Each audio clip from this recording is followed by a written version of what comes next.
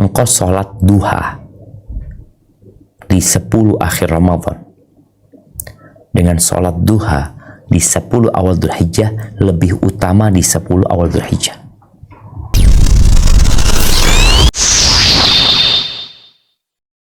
Alhamdulillah alladzi bi ni'matihi tatimmus shalihat. Segala puji bagi Allah Jalla Jalaluh yang karena nikmatnya kebaikan-kebaikan menjadi sempurna, yang karena rahmatnya niat-niat baik hamba dapat terlaksana.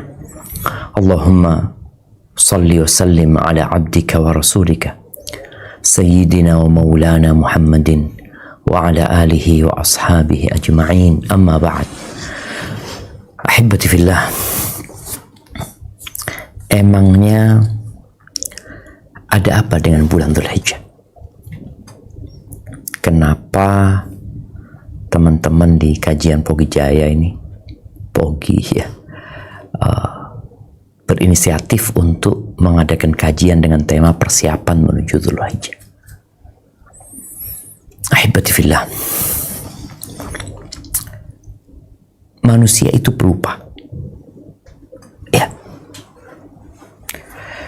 Makanya kalau kita lihat kenapa iklan sebuah produk itu diulang,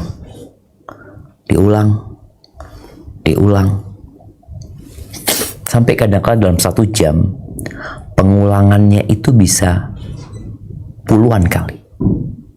Hari ini diulang, besok itu iklan produk diulang lagi.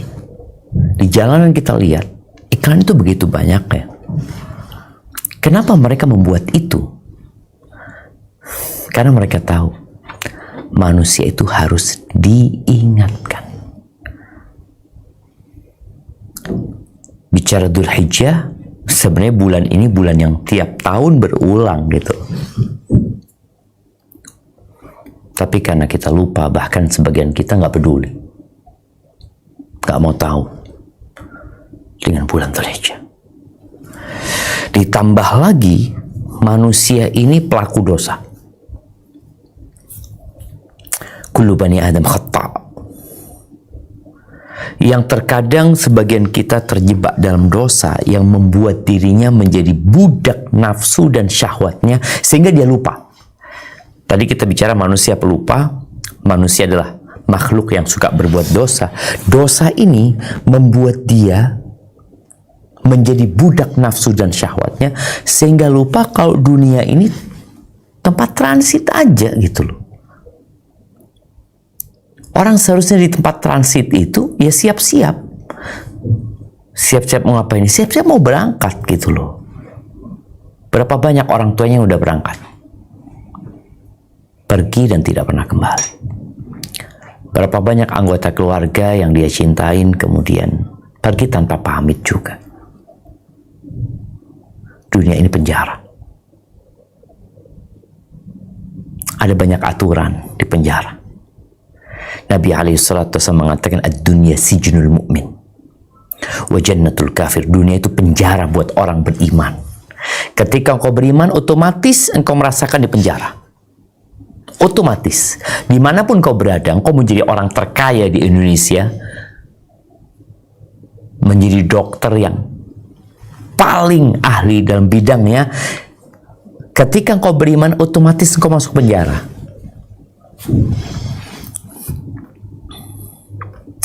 Orang di penjara itu ada aturan. Jam sekian harus bangun. Ya, kita lihat orang beriman. Bangun itu diatur. Lagi enak tidur disuruh bangun. Subhanallah. Lagi enak ngobrol disuruh berhenti. Lagi enak makan disuruh berhenti. Itulah penjara. Kita punya keinginan. Orang di penjara punya banyak keinginan, tapi nggak semuanya bisa dipenuhin. Kenapa? Engkau di penjara. Ahibati fillah. Dan Allah Azza wa Jal menjadikan buat kita itu waktu-waktu mulia agar kita memperbaiki diri kita, mempersiapkan diri untuk kematian. Banyak orang itu mempersiapkan diri untuk masa tua, untuk masa pensiun. Kita lihat ya, orang-orang pejabat-pejabat negara atau ya yang biasanya pegawai sih, itu akan mempersiapkan diri untuk masa pensiun. Dia akan bikin usaha, bagaimana ketika dia pensiun dia sudah punya kegiatan, nantinya punya aktivitas yang menjadi sumber penghasilan dia. Itu orang cerdas. Tapi orang bijak itu yang persiapan untuk kematian. Karena kalau bicara rizki, engkau itu selama bernafas, engkau punya rizki, udah ditulis. Tapi setelah engkau mati, engkau akan ditinggal. Oleh siapa? Oleh keluargamu. Orang yang paling cinta kepadamu akan meninggalkanmu. Dan semua yang kau cintai, engkau akan tinggalkan. Bayangkan ya, dia meninggalkan dan dia ditinggalkan. Dia meninggalkan segala usaha dia dalam urusan dunia ini. Yang dia kuliah bertahun-tahun, dia tinggalin. Dia bangun rumah sakit. Dia punya usaha yang begitu besarnya, ditinggal. Maka ahibati fillah, Rasulullah SAW mengatakan tentang kita. Ini yang menjadi motivasi kita kajian sore ini. Kata Nabi SAW, "Ma min abdin mu'min illa walahu dhanbun ya'taduhu al-fainata ba'da al-fainah." Tidak ada seorang hamba yang beriman melainkan dia punya dosa yang dia kerjakan dari satu waktu ke waktu lainnya. Nah, dia tobat, dia kerjain lagi, ada nggak gitu? Au dzambun huwa alaihi muqim la yufariquhu hatta yufariqad dunya. Atau dia punya dosa yang dia terus melakukannya sampai mati. Ada model yang kayak gitu. Innal mu'min khuliqa mufattanan tawwaban nasiyah. Orang beriman itu diciptakan ya penuh dengan cobaan, diuji engkau, difitnah. Tapi orang mukmin itu suka bertobat gitu loh.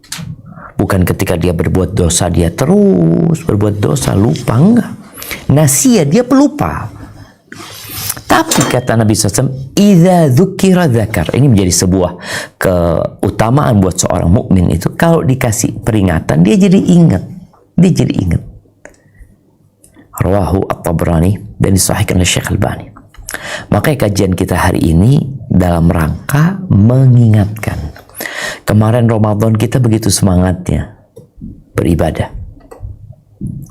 Tapi selesai Ramadan kita mulai turun. Ada yang turun sampai di bawah garis standar. Ada yang turun di garis standar. Tapi mau naik lagi dia berat. Dan ternyata menyambut Ramadan itu butuh persiapan panjang. Ada apa dengan Dzulhijjah?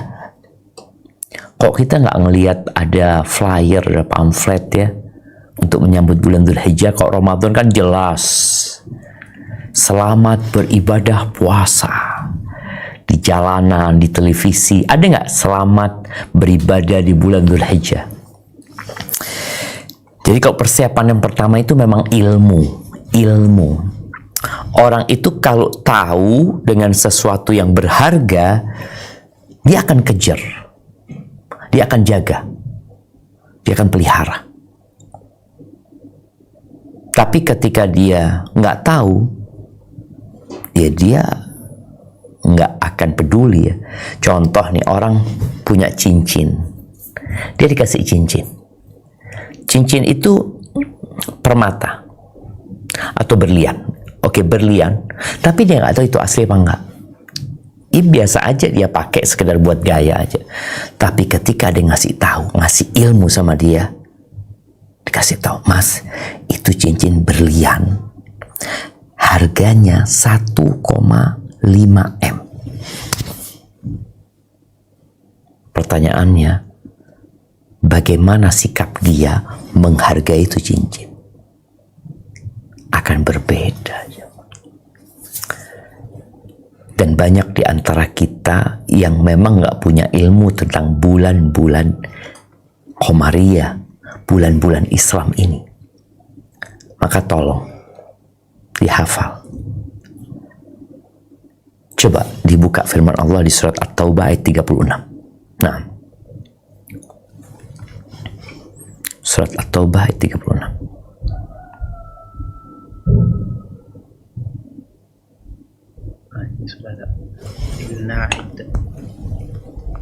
Saya baca ya Ustaz. Tafadhal. Bismillah. Baik, insyaallah. Bismillahirrahmanirrahim. Inna iddatasy syuhuri indallahi asyara syahran fi kitabillahi yawma khalaqas samawati wal ard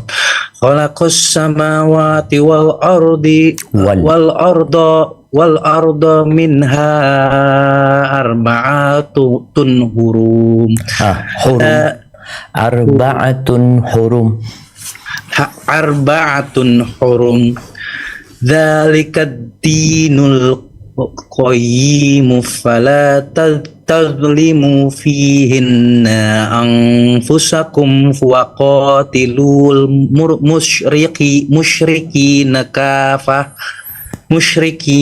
kaffatan. Kaf, bacanya Kafatan kama yuqatilunakum kaffatan wa'lamu annallaha ma'al muttaqin. Sesungguhnya bilangan bulan pada sisi Allah ialah 12 bulan. Dalam ketetapan Allah di waktu Dia menciptakan langit dan bumi. Di antaranya 4 bulan haram. Itulah ketetapan agama yang lurus. Maka janganlah kamu menganiaya diri kamu dalam bulan yang 4 itu. Dan perangilah kaum musyrikin itu semuanya sebagaimana mereka pun memerangi kamu semuanya. Dan ketahuilah bahwasanya Allah beserta orang-orang yang bertakwa. Barakallahu fiik. Kita lihat ya, jumlah bulan yang diketahui oleh kebanyakan umat manusia itu ya dimulai dengan Januari, diakhiri dengan Desember. Yang kita tahu di bulan-bulan itu nggak ada ibadah tertentu.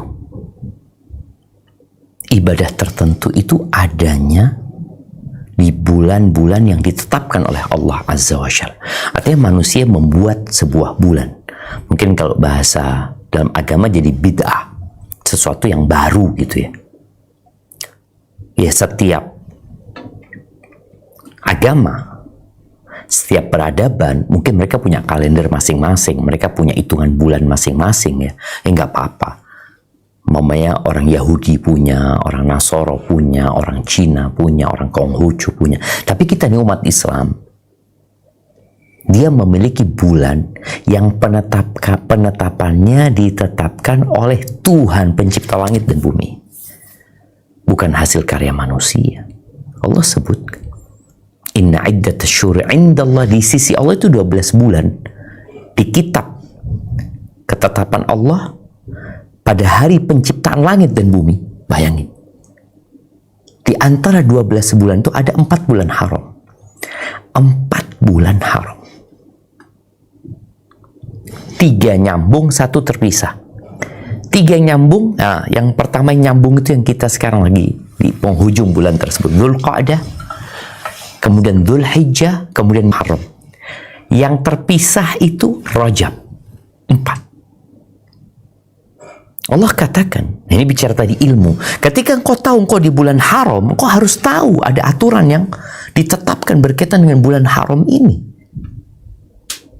Kalian jangan mendolimi diri kalian di bulan-bulan tersebut gitu. Artinya berbuat dosa itu terlarang sepanjang tahun, apalagi di bulan-bulan haram gitu. Dan Allah katakan, dzalika dinul qayyim, ini agama yang lurus loh. Ini ajaran agama yang lurus. Tapi tadi banyak orang gak peduli. Coba tanyakan kepada diri kita. Coba semua merenung dan menghitung. Aku hafal gak bulan Hijriah? Baik. Kalau sudah hafal, diamalkan gak bulan itu? Artinya diamalkan, dia pakai atau tidak? Karena di bulan-bulan itu ada sunnah puasa di waktu-waktu tertentu, mamanya. Yang hafal aja kadang-kala nggak make. Kalau ditanya hari ini tanggal berapa Dzulqa'dah, nggak tahu. Yang dia tahu, insya Allah Idul Adha tanggal 17 Juni. Idul Adha itu nggak di bulan Juni. Nggak di tanggal 17 Juni. Idul Adha itu tanggal 10 Zulhijjah. Kalau bicara Juninya nanti bisa jadi Mei, bisa jadi Juli. Makanya tidak berkaitan dengan bulan-bulan buatan manusia, tapi berkaitan dengan bulan yang ditetapkan oleh Tuhan pencipta langit dan bumi. Bicara awal Zulhijjah atau bulan Dzulhijjah secara umum yang termasuk bulan haram, Allah Azza wa Jalla bersumpah di surat Al-Fajr, ya, wal fajri walayalin ashar. Allah mengatakan demi fajar dan demi 10 malam. 10 malam apa? Allah tidaklah bersumpah kecuali untuk sesuatu yang memang agung, untuk mengingatkan manusia. Manusia yang pelupa ini ketika dia baca diingatkan 10 hari, 10 malam yang Allah bersumpah dengannya. Ibnu Abbas dan para sahabat lainnya mengatakan ayyamu ashri Dzulhijjah adalah 10 awal Dzulhijjah. Subhanallah.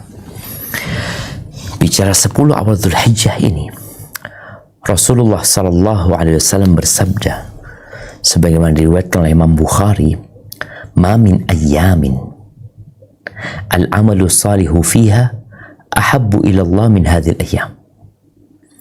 Tidak ada hari-hari yang beramal soleh di hari-hari tersebut lebih dicintai Allah daripada beramal di 10 awal Dzulhijjah ini. Engkau sholat duha di 10 akhir Ramadan dengan sholat duha di 10 awal Dzulhijjah lebih utama di 10 awal Dzulhijjah. Engkau sholat malam atau sholat rawatib di 10 akhir Ramadan dengan sholat rawatib di 10 awal Dzulhijjah lebih utama di 10 awal Dzulhijjah. Engkau bersedekah di sana sama bersedekah di sini lebih utama di 10 awal Dzulhijjah. Semuanya. Tapi orang awam akan merasa aneh. Boleh jadi dia nggak pernah dengar, boleh jadi dia dengar udah lupa. Tapi di kalangan ulama yang membaca hadis ini jelas Nabi menjelaskan, dan hadis ini diriwayatkan Imam Bukhari. Tidak ada hari-hari yang beramal soleh di dalamnya lebih dicintai Allah daripada beramal soleh di 10 awal Dzulhijjah. Oh, sebagian ulama ada yang mengatakan iya, kalau siangnya itu lebih utama 10 awal Dzulhijjah, tapi kalau malamnya 10 akhir Ramadan, karena di situ ada satu malam yang lebih baik dari 1000 bulan. Ya jelas lah, tadi satu malam itu lebih baik dari 1000 bulan, tapi bukan semua malamnya, ada satu malam aja. Maka ketika Nabi menyampaikan ini alaihi salatu wassalam, para sahabat bertanya, ya Rasulullah, mereka heran gitu loh. Bicara beramal soleh, nanti kita akan bicara semua amal soleh, tapi ada beberapa amal khusus gitu. Mereka heran. Walal jihadu fi sabilillah. Apakah jihad fi sabilillah? Jihad fi sabilillah itu tidak dapat menandingi beramal soleh di 10 awal Dzulhijjah? Kata Nabi alaihi salatu wasallam, walal jihad fi sabilillah. Jihad di jalan Allah pun nggak bisa menandingi beramal di 10 awal Dzulhijjah. Nggak bisa. Illa rajul, kecuali satu kondisi. Seorang yang keluar dari rumahnya berjihad dengan harta dan jiwanya, kemudian dia tewas dan nggak pulang.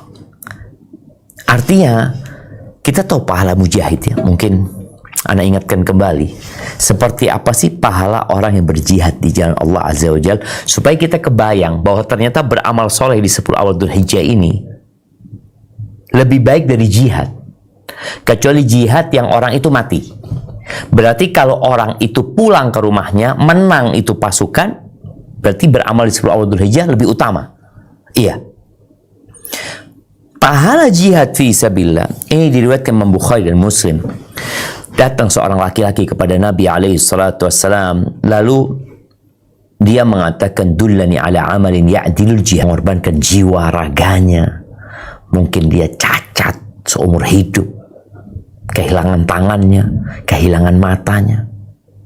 Dia tanya, apakah ada amalan? Apa jawab Nabi SAW? La ajidu, aku nggak mendapati, nggak ada gitu. Amalan yang sepadan dengan jihad nggak ada. Hal tastati, kata Nabi SAW, apakah engkau bisa? Ketika seorang mujahid fi sabilillah itu keluar dari rumahnya, tetanggamu hendak berangkat jihad, tetanggamu keluar rumah, engkau masuk ke masjidmu, fataqum wala taftur, engkau sholat terus, nggak berhenti, sholat terus, watasum wala tuftir, engkau puasa tiap hari dan tidak berbuka. Bisa nunggu mujahid ini pulang. Kalau dia sebulan, ya sebulan kau melakukan itu. Kalau dia 6 bulan, 6 bulan kau melakukan itu. Apa kata orang ini? Waman yastati'u dzalika, siapa yang bisa melakukan itu? Nggak ada. Makanya beramal di 10 awal Dzulhijjah ini lebih baik, jemaah. Tapi kenapa kok kita biasa-biasa aja ya? Tidak ada penyambutan gimana? Dan di 10 awal Dzulhijjah itu ada hari Arafah, ada hari kurban, tanggal 10 itu, Idul Adha. Yang kata Nabi SAW dalam hadis riwayat Abu Dawud, dikatakan, inna a'zamal ayyam indallah yauman nahar. Sesungguhnya hari yang paling utama di sisi Allah, paling agung itu hari penyembelihan. Thumma yaumul qar, kemudian hari setelahnya, tanggal 11 Dzulhijjah. Ahibati fillah, bagaimana kita menyambut? Yang pertama dengan ilmu. Kau sudah tahu keutamaannya, amalannya nanti kita kasih tahu, ilmu juga. Tapi kita harus mempersiapkan diri, niat gitu loh. Kalau setelah ilmu, yang kau punya niat. Niat apa? Ya niat untuk memaksimalkan 10 awal Dzulhijjah. Jemaah haji udah berangkat tuh, kita lihat. Mereka meninggalkan keluarganya, mereka diantar sama keluarganya. Nggak tahu, sebagian sudah mati. Sebagian jemaah haji Indonesia sudah mati. Baru turun pesawat udah mati. Dan nggak akan pernah kembali. Maka niat. Engkau sudah punya ilmu, engkau niat.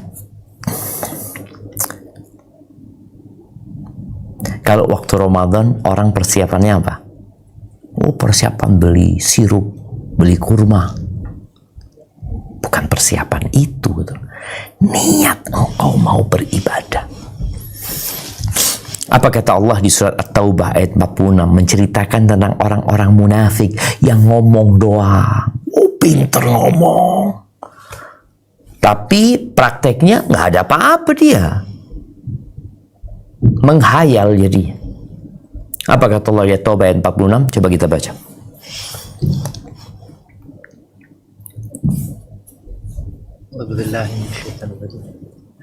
Walau aradul khuruja la'addu lahu uddatan walakin karihallahum bi'athahum fathabbatahum wakila qa'udu ma'al qa'idin.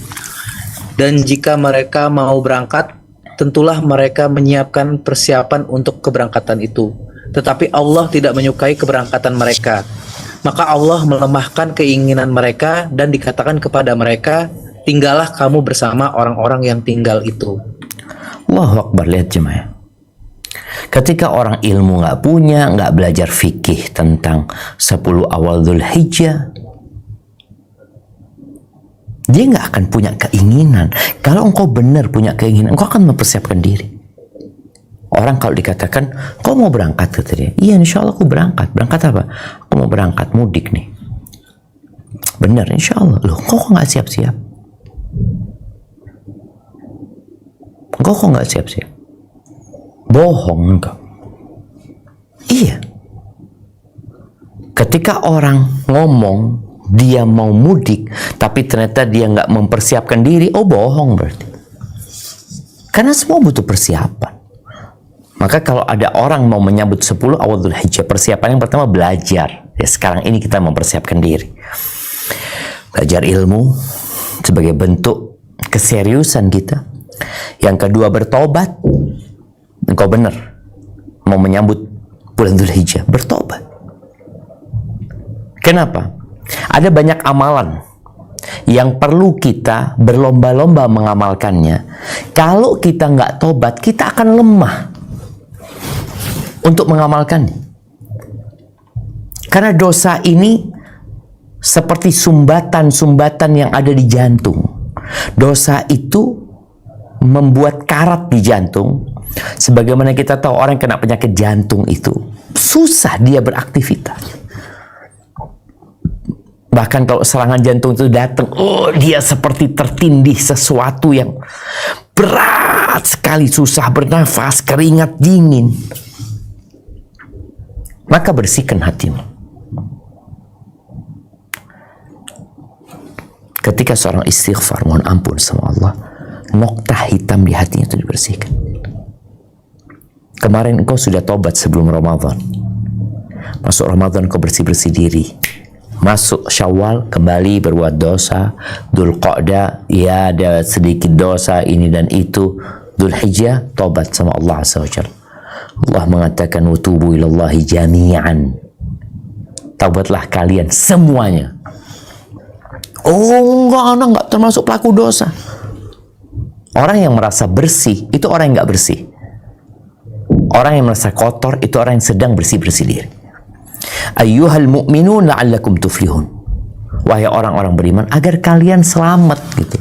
Agar kalian sukses. Kemudian bertekad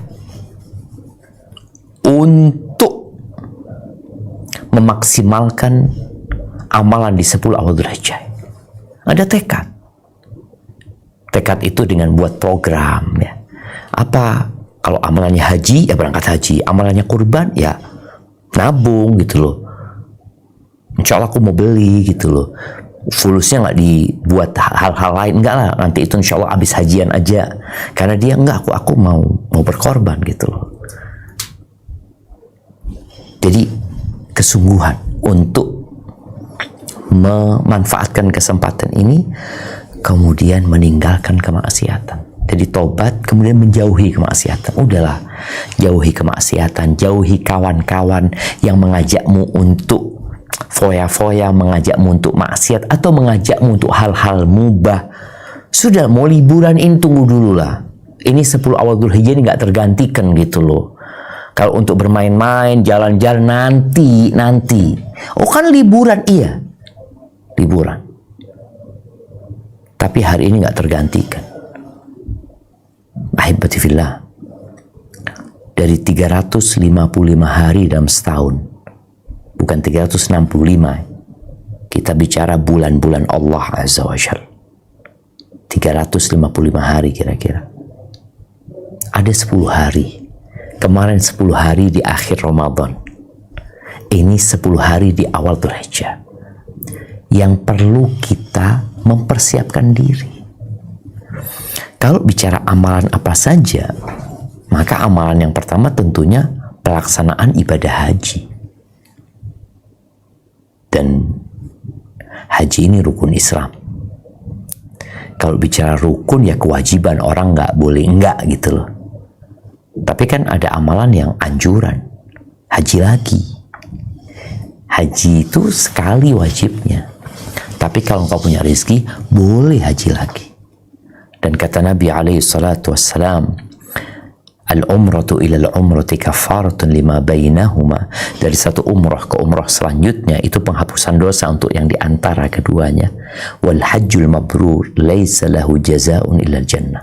Muttafaq alaih. Dan haji yang mabrur tidak ada balasan yang pantas buat dia melainkan surga Allah Azza wa Jalla. Kemudian man hajja, maka haji ini di bulan Dzulhijjah tadi, di 10 awal Dzulhijjah, puncak pelaksanaannya. Man hajja falam yarfuth walam yafsuq raja'a kayawm waladathu ummu. Barang siapa yang berangkat haji kemudian dia menjaga lisannya dari ucapan-ucapan terlarang yang kotor dan menjaga raganya dari perbuatan dosa, hatinya dari perbuatan dosa, dia pulang seperti bayi yang baru dilahirkan oleh bundanya. Dan Allah berfirman di surat Al-Baqarah ayat 197. Coba kita baca. Nah. Bismillahirrahmanirrahim. Al-hajju ashhur ma'lumat faman faradu fihinnal hajja fala rafatha wala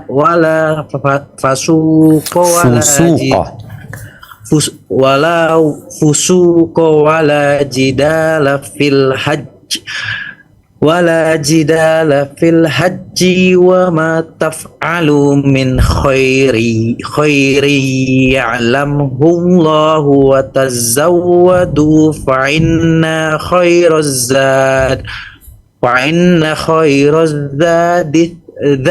zadi taqwa wattaquni ya ulil albab. Musim haji adalah beberapa bulan yang dimaklumi barang siapa yang menetapkan niatnya dalam bulan itu akan mengerjakan haji, maka tidak boleh rafas, berbuat fasik, dan berbantah-bantahan di dalam masa mengerjakan haji. Dan apa yang kamu kerjakan berupa kebaikan, niscaya Allah mengetahuinya. Berbekallah, dan sesungguhnya sebaik-baik bekal adalah takwa, dan bertakwalah kepadaku, hai orang-orang yang berakal. Ya, kalau dibilang bulan haji itu dari bulan Syawal. Syawal, Dzulqa'dah, Dzulhijjah. Dan penamaan Dzulhijjah, bulan yang ada haji di dalamnya. Karena memang puncak dari ibadah haji itu tanggal 8, hari Tarwiyah, di mana orang-orang berada di Mina. Tanggal 9 mereka wukuf di Arafah.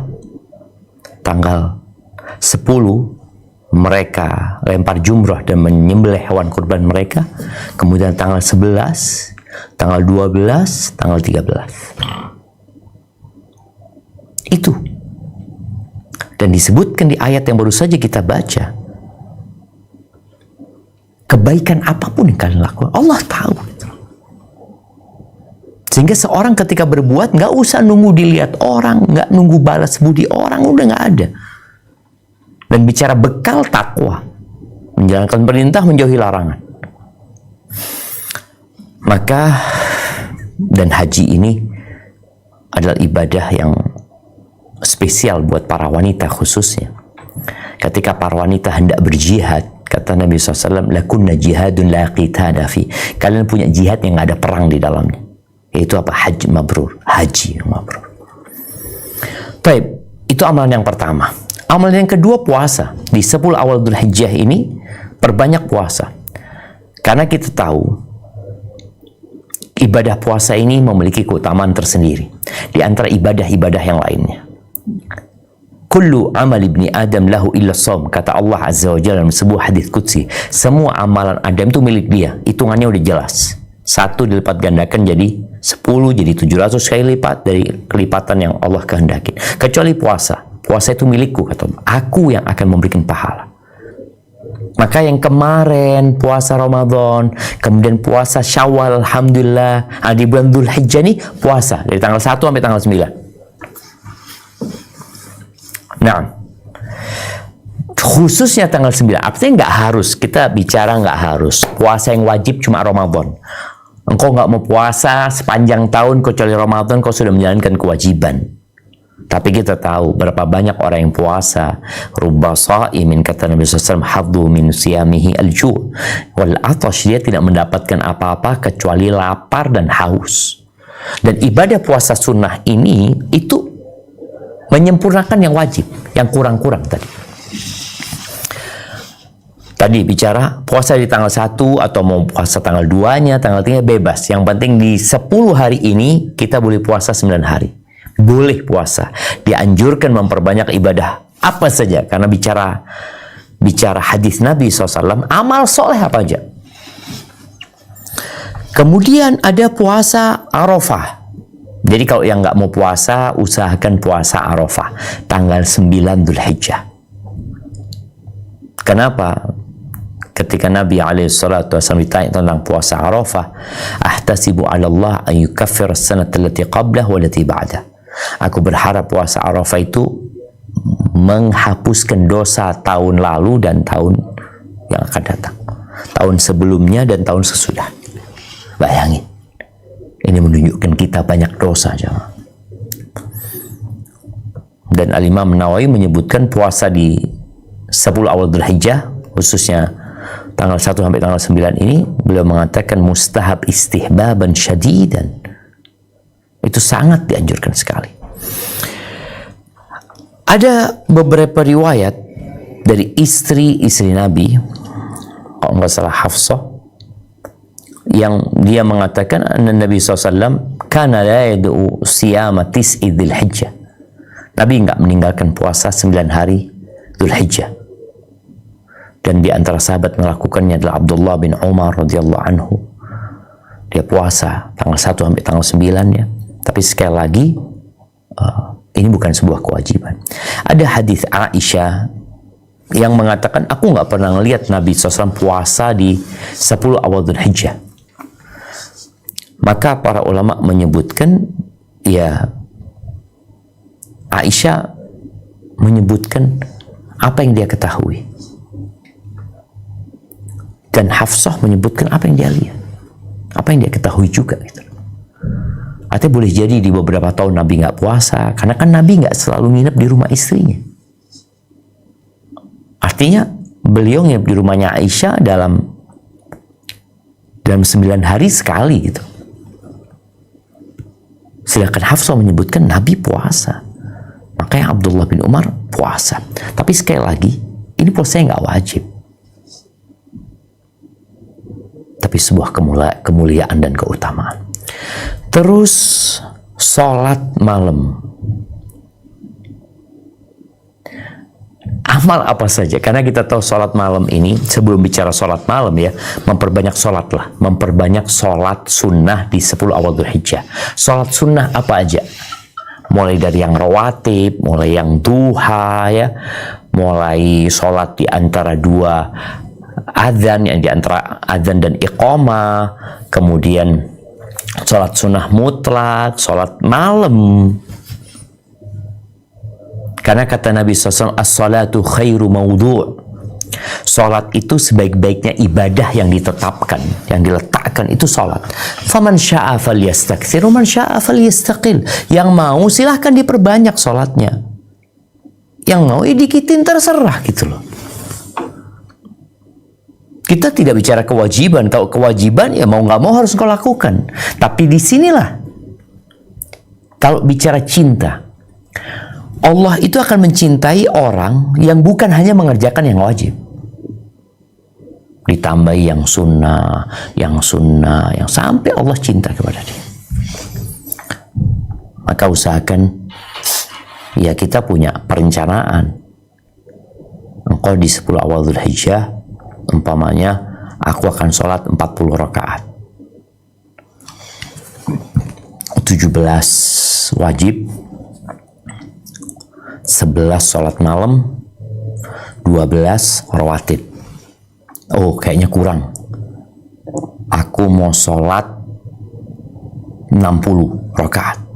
Tambahin duha 8 rakaat umpamanya. Kemudian aku mau sholat qobliyah asar. Ada 4 rakaat. Tapi nggak masuk rawatib. Aku mau sebelum maghrib juga mau ke masjid. Setelah adzan mau sholat juga umpamanya. Sebelum isya juga udah berapa tuh? Jadi kita butuh perencanaan. Oh, aku mau baca Quran, aku mau hatamin Quran. Karena di hari-hari mulia ini para salafus soleh semangat untuk mengamalkan semua kebajikan. Oh, aku akan memperbaiki silaturahimku, aku akan berbagi, aku akan bersedekah. Kemudian yang selanjutnya adalah memperbanyak zikir. Dan buat para jemaah haji yang berangkat haji, ingat ibadah haji ini bukan ibadah bersama-sama, ibadah masing-masing. Nggak ada pemimpinnya ibadah haji itu. Nggak seperti sholat yang ada imamnya. Semua masing-masing. Pelaksanaan tawafnya sendiri-sendiri, pelaksanaan wukufnya sendiri-sendiri, lempar jumrohnya sendiri-sendiri. Makanya ketika Nabi SAW ditanya dalam hadis riwayat Imam Ahmad, "Ya Rasulullah, ayyul jihadi a'zamu ajran?" Jihad yang seperti apa yang paling banyak pahalanya? Nih ya, para sahabat itu selalu ingin yang maksimal gitu. Bukan yang sah saja. Ingin yang paling maksimal. Qala aktsaruhum lillahi dzikran. Kata Nabi SAW, yang paling banyak zikirnya. Fa ayyu sha'imina a'zamu ajran? Orang puasa yang seperti apa yang paling banyak pahalanya? Yang paling banyak zikirnya. Orang sholat seperti apa yang paling banyak pahalanya? Yang paling banyak zikirnya. Orang zakat seperti apa yang paling banyak zikirnya? Yang paling banyak pahalanya? Yang paling banyak zikirnya. Haji seperti itu. Setiap ditanya tentang satu ibadah, beliau mengatakan yang paling banyak pahalanya, yang paling mulia adalah yang paling banyak zikirnya.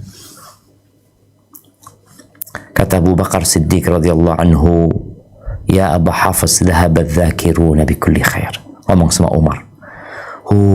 Orang-orang yang berzikir ini borong pahala semuanya. Dengan semua kebaikan dia bawa. Padahal zikir ini tidak butuh berwudu, tidak butuh ngadep kiblat. Zikirnya bisa dilakukan engkau tiduran, engkau duduk, engkau jalan, engkau naik kendaraan. Maka perbanyak zikir. Fadhkurullaha dzikran katsira. Dan ada zikir khusus, takbiran yang kita sering dengar, ya Allahu Akbar, Allahu Akbar, La ilaha illallah, Wallahu Akbar, Allahu Akbar, walillahil hamd. Di hadis riwayat Imam Ahmad, Abdullah bin Umar bin Khattab radhiyallahu anhuma, dia meriwayatkan dari Nabi SAW bahwa beliau bersabda, "Ma min ayyamin a'zamu indallah." Tidak ada hari-hari yang lebih besar di sisi Allah. Wala ahabbu ilaihi al-amal fihin min hadhil ayyamil ashar. Tidak pula lebih dicintai Allah beramal saleh di dalamnya daripada 10 awal Dzulhijjah ini. Lalu apa kata beliau? Fa'aktsiru fihinna. Perbanyak kalian, perbanyak di 10 awal Dzulhijjah ini, memperbanyak apa? At-tahlil. Ucapan apa? La ilaha illallah wa takbir. Allahu Akbar, Allahu Akbar. La ilaha illallah wallahu Akbar wa tahmid. Dan alhamdulillah, perbanyak. Maka Imam Bukhari menyebutkan ya bahwasanya periwayat hadis yang baru saja kita baca, Abdullah bin Umar bin Khattab dan Abu Hurairah radhiyallahu anhuma yakhrujani ila suq fi ayyamil ashr yukabbirani wa yukabbiru nas bi takbirihima. Dua orang ini berangkat ke pasar ya, di 10 awal Dzulhijjah untuk bertakbir. Dia berangkat ke pasar. Allahu Akbar, Allahu Akbar. La ilaha illallah, wallahu Akbar. Allahu Akbar, walillahil hamd. Berangkat ke pasar untuk takbir. Dan orang-orang dengar takbirnya dua orang ini, akhirnya mereka ikut bertakbir. Karena manusia itu pelupa, perlu ada yang mengingatkan. Mengingatkan tidak hanya dengan menjelaskan hadisnya, tapi dengan mempraktekkan. Wa kana Umar bin Khattab radhiyallahu anhu yukabbir fi qubbatihi bi Mina. Di 10 awal Dzulhijjah dia bertakbir di tendanya di Mina. Dia singgah di Mina. Fayasma'u ahlul masjid fayukabbirun. Yang di masjid dengar takbirnya Umar, mereka bertakbir. Wa yukabbiru ahlul aswaq.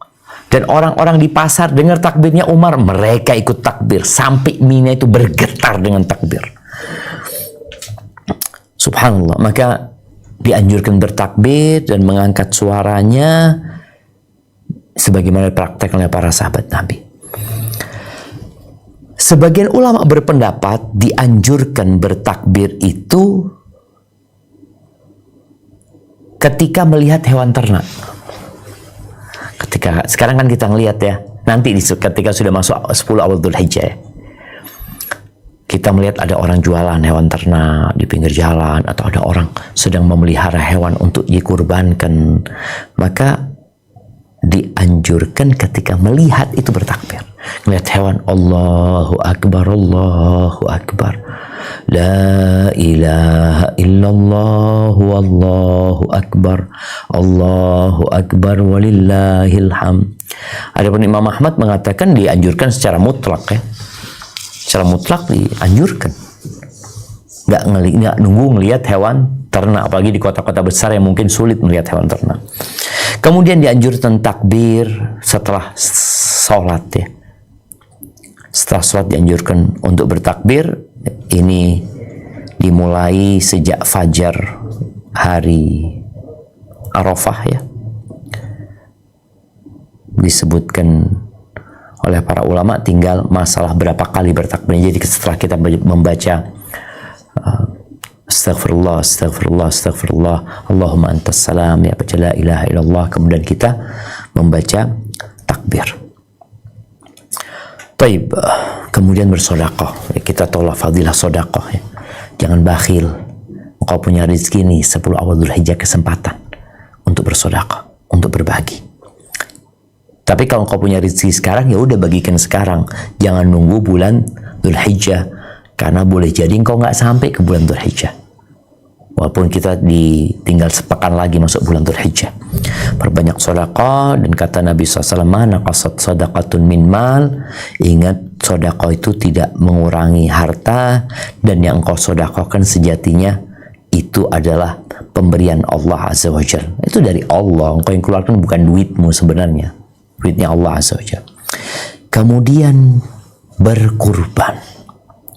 Ya, coba disiapkan surat Al-Hajj ayat 34 ya. Al-Hajj 34 bicara berkurban. Kita tahu syariat kurban ini berkaitan dengan kisah Nabi Ibrahim alaihissalam. Nabi Ibrahim itu cinta sama anaknya karena udah lama ditunggu, 86 tahun baru punya anak Ismail. Setelah punya anak, diletakkan di Mekah, nggak ketemu sama anaknya. Bertahun-tahun datang, anaknya udah besar, disuruh sembelih. Engkau nggak disuruh menyembelih anak. Engkau disuruh mengorbankan yang kau senangi demi keselamatan. Kalau engkau punya rizki, sembelih onta. 1 ekor buat seorang. Atau 1 ekor sapi buat seorang diri, iya, diniatkan buat keluarga. Atau 1 domba. Kalau enggak, ya onta bisa buat 7 orang, sapi bisa buat 7 orang, domba hanya untuk 1 orang. Coba dibuka firman Allah di surat Al-Hajj ayat 34. A'udzu billahi minasyaitonir rajim. Bismillahirrahmanirrahim. Walikulli ummatin ja'alna man sakal liyadhkurus maullahi ala ma razaqahum min bahimatil an'ami fa'ilahukum hamzah fa'ilahukum ilahnya panjang. Fa'ilahukum ilahu wahidun falahu aslimu wa basyiril mukhbitin. Dan bagi tiap-tiap umat telah kami syariatkan penyembelihan kurban supaya mereka menyebut nama Allah terhadap binatang ternak yang telah direzekikan Allah kepada mereka. Maka Tuhanmu ialah Tuhan yang Maha Esa. Karena itu berserah dirilah kamu kepadanya dan berilah kabar gembira kepada orang-orang yang tunduk patuh kepada Allah. Allahu Akbar jemaah. Dan kalau bicara berkurban ini lebih utama daripada yang terjadi di Idul Fitri. Di Idul Fitri itu ada zakat fitr atau zakat fitrah. Kemudian sholat Id. Sedangkan di Idul Adha itu Allah perintahkan sebagai bentuk syukur kita kepada Allah Azza wa Jalla atas nikmat yang Allah berikan untuk berkorban. Makanya ketika Allah memberikan Al-Kautsar kepada Nabi SAW, Allah mengatakan, Inna a'tainakal kautsar. Sesungguhnya kami memberikan kepadamu Al-Kautsar. Baik, dikasih nikmat nih. Apa yang perlu dilakukan sebagai bentuk syukur? Fasalli li rabbika wanhar. Salatlah engkau untuk Tuhan dan sembelihlah. Jadi ini kesempatan buat kita bersama untuk membuktikan syukur kita atas nikmat yang Allah berikan. Lalu kita akan inna salati wa nusuki wa mahyaya wa mamati lillahi rabbil alamin. Untuk Allah Rabbul Alamin. Sesungguhnya salatku, sembelihanku, hidup dan matiku untuk Allah. Lillahi rabbil alamin. Dan bagi yang hendak berkorban, ada syariat lain nih. Jadi ketika masuk, ini bicara ilmu lagi ya, ketika masuk awal Dzulhijjah, nanti udah kelihatan ya, hilal Dzulhijjah itu kita dilarang untuk mengambil motong rambut, untuk potong kuku kita, sebagaimana disebutkan oleh Ummu Salamah radhiyallahu ta'ala anha, yang diriwayatkan oleh Imam Muslim. Jadi yang ingin berkorban, sebagian mensyaratkan harus sudah beli hewan kurbannya. Tapi kalau belum, yang belum tentu dia berkorban, ya nggak, dia masih nggak apa-apa potong rambut sama potong kuku. Tapi kalau niat lebih baik, sejak masuk awal Dzulhijjah itu sudah tidak mengambil rambut dan kukunya. Sampai dipotong hewan kurbannya, baru engkau potong rambut, engkau potong kuku. Karena biasanya kan orang Idul Fitri, oh dia kepingin tampil indah, ya bagus. Nabi SAW menyuruh kita menahan diri. Setelah engkau potong hewan kurbanmu, engkau potong rambutmu, engkau potong kuku. Sebagaimana para sahabat melakukan itu ya, di mana Ibnu Umar radhiyallahu taala anhu, beliau kalau habis potong hewan kurbannya, beliau potong rambutnya. Kemudian berkaitan dengan hari Arafah jamaah. Hari Arafah ini kata Nabi sallallahu alaihi wasallam ya, "Ma min yaumin akthar min an yu'tiqallahu fihi 'abidan minan nar min yaumi Arafah." Tidak ada hari-hari yang Allah lebih banyak membebaskan hambanya dari api neraka lebih daripada hari Arafah. Wa innahu la yadnu. Allah itu mendekat. Di hari Arafah itu thumma yubahi bihimul malaika. Kemudian Allah membanggakan ya hamba-hambanya yang wukuf di Arafah. Yang di seluruh dunia mereka puasa, yang di Arafah mereka wukuf. Lalu Allah mengatakan, ma arada haula, apa sih yang mereka inginkan? Maka ingat, usahakan di hari Arafah kita puasa. Yang haji benar-benar memaksimalkan hari Arafah itu untuk banyak berdoa. Sebaik-baiknya doa adalah doa Arafah, dan sebaik-baiknya dibaca oleh aku dan oleh nabi-nabi sebelum aku adalah la ilaha illallah wahdahu la syarikalah lahul mulku wa lahul hamdu wa huwa ala kulli syai'in qadir. Itulah beberapa amalan yang perlu diperbanyak.